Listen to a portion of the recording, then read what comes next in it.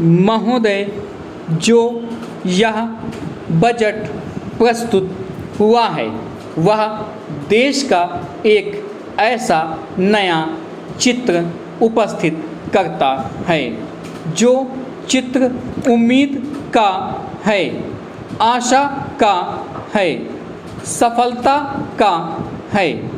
इसमें नए कर ज़्यादा नहीं लगाए गए हैं और जो थोड़े से कर लगाए भी गए हैं वे इस ढंग से लगाए गए हैं कि सभी लोगों पर उसका बोझ पड़ता है। इससे भी उनको निराशा हुई है। दूसरी बात जिससे उनको निराशा हुई है यह है कि 1-2 वर्ष देश को लेन देन के मामले में कठिनाई का सामना करना पड़ा था। योजना को कठिनाई में पड़ना पड़ा था, वह कठिनाई दूर हो गई है और मैं सदन की तरफ से उन देशों को धन्यवाद देना चाहता हूँ, उन देशों के प्रति आभार प्रदर्शित करना चाहता हूँ जिन्होंने हमारी इस कठिनाई को दूर करने में आगे बढ़कर हाथ बटाया है। मेरे मित्रों को इससे निराशा हुई है कि विदेशी सहायता बहुत ज़्यादा और तेज़ी से पहुंच रही है और हमारी जो कठिनाई दूर हो गई है इससे उनको परेशानी हुई है।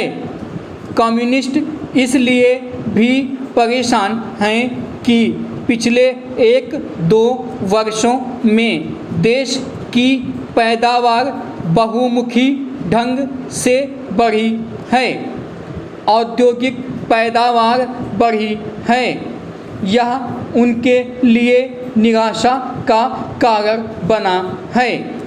उनकी निराशा इसलिए भी बढ़ी है कि उनका मालिक, उनका मित्र हमारे देश की सीमा पर जब फौज लेकर खड़ा है और जब देश पर खतरा है तो क्यों देश की आर्थिक हालत, क्यों देश की वित्तीय हालत तथा दूसरी हालत इतनी अच्छी हुई है और क्यों इतनी अच्छी छवि उभरी है। लेकिन उनकी निराशा हमारी सबसे बड़ी आशा है।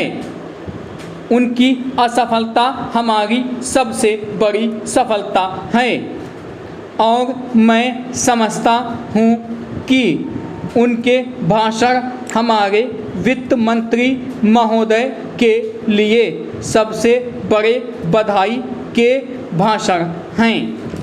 पहला 2-3 और चीज़ों की ओर मैं आपका ध्यान दिलाना चाहता हूँ। उनकी ओर दूसरे माननीय सदस्यों ने भी आपका ध्यान दिलाया है।